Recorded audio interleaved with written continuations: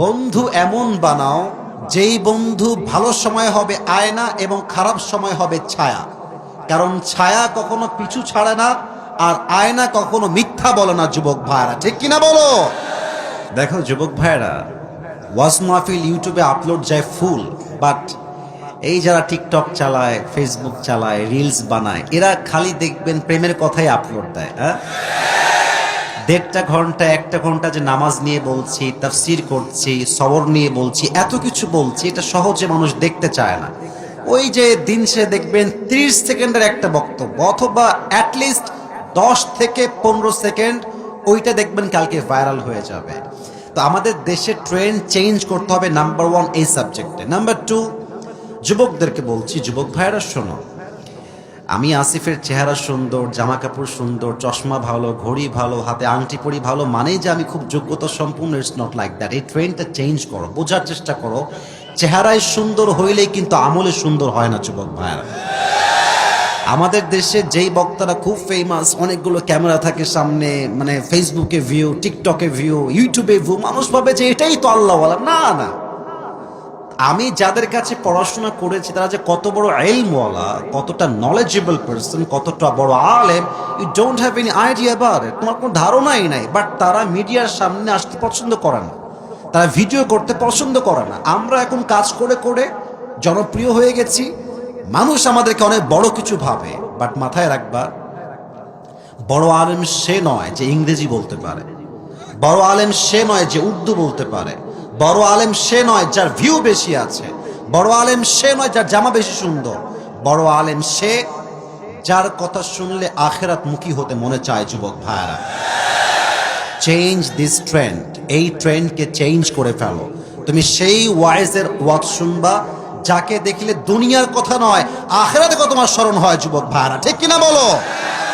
আল্লাহ এই দুটি কথা বোঝার তৌফিক দান করুক। আমরা সকলেই দিল খুলে পড়ছি আমিন। আমি যা বলি একটু বোঝার ট্রাই করো। দেখো, তোমাদের বয়সটা খুব উঠতি বয়স, তো এই বয়সে আবেগ কাজ করে বেশি, বিবেক কাজ করে কম। ওই যে একটা চট্টগ্রামে একটা মেয়ে ওই ওর শ্বশুরকে মেরে ফেলেছিল, তো বলছে তুমি মারলা কেন, তুমি তো দোষ করেছো। তো সে বলছে আমি কি বলেছি যে আমি দোষী না, তো মারলি কেন রে শ্বশুরকে? বলছে আমার আবেগ কাজ করছে, বিবেক কাজ করে নাই। তো তোমাদের আবেগকে কন্ট্রোল করতে হবে। প্রথম কথা যুবকদের জন্য, আবু সাইদের নাম শুনেছো না তোমরা সবাই? কথা আস্তে বললে বলা যায় না। আবু সাইদের নাম শুনেছো না তোমরা সবাই? এই যে এমনে 2 হাত পেতে দিয়েছে, প্রমাণ করেছে যে আমরা এই দেশের সন্তান, জীবন দিতে প্রস্তুত আছি, বাতিলের সামনে মাথা নত করতে আমরা প্রস্তুত নই। যুবক ভাই, কুড়িগ্রাম তো রংপুরেরই একটা জেলা, তাই না? তো শহীদ আবু সাইদ তো আমাদের সবার জন্য গৌরবের জায়গা, শিক্ষার জায়গা। যুবক ভাইরা, তো তোমাদেরকে এই ঈমান রাখতে হবে যে আমি হয় মরব না হয় বাঁচব, বাট যতদিন বেঁচে আছি, সাইদি সাহেব বলতেন বিড়ালের মতো 500 বছর বেঁচে থাকার কোনো দাম নাই, সিংহের মতো 1 ঘন্টা আমরা বাঁচতে চাই আল্লাহর এই জমিনে। এই ঈমান নিয়ে চলবা। রাজি আছো তো সবাই ইনশাআল্লাহ?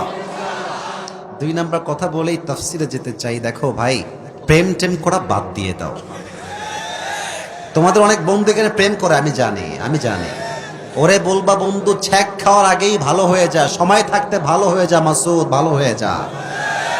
তুমি যেই মেয়ের পেছনে ঘুরে আজকে ক্যারিয়ার নষ্ট করছো, ওই মেয়ে দেখবা দিন শেষে টাকা পাইলে তোমাকে গুল্লি মেরে টাকলাকেও বিয়ে করে ফেলবে। যুবক ভাইরা, কোনো মেয়ের পেছনে ঘুরে নয়, নিজের ক্যারিয়ার যার ভালো, তার জীবনটাই তো সুন্দর হবে। যুবক ভাইরা ঠিক কিনা বলো?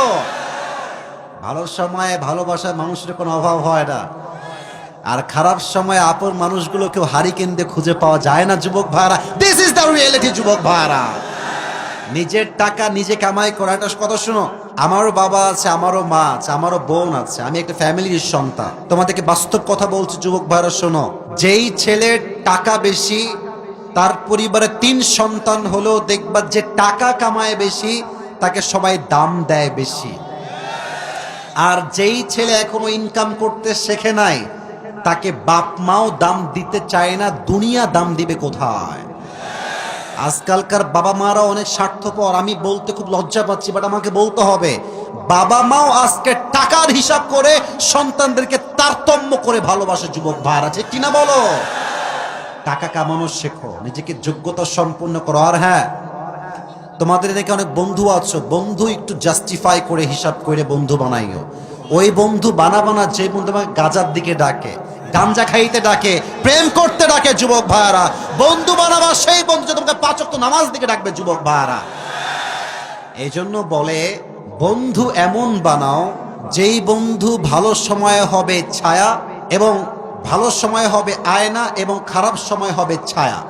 কারণ ছায়া কখনো পিছু ছাড়ে না, আর আয়না কখনো মিথ্যা বলে না, যুবক ভাইরা, ঠিক কিনা বলো?